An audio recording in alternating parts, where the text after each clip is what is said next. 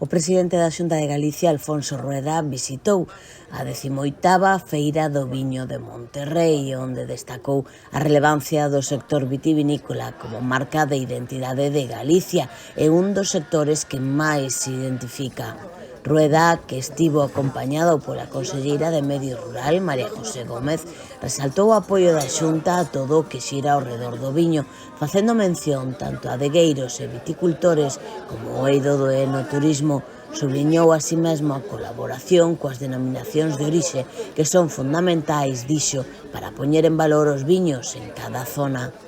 Queda un mes, algo máis, ¿no?, para a vendima e,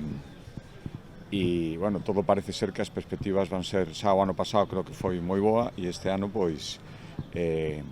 agardamos ter outra vez nesta denominación de orixe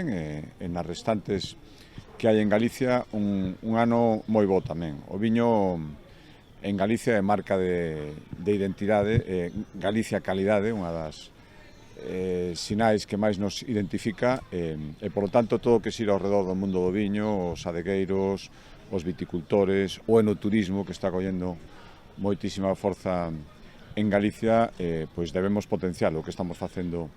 dende a Xunta de Galicia en colaboración coas DOs que son fundamentais para poñer en valor os viños en cada zona e con todas as adegas que cada vez fan un viño millor, de xeito máis profesional e xa digo, mirando un pouco a todo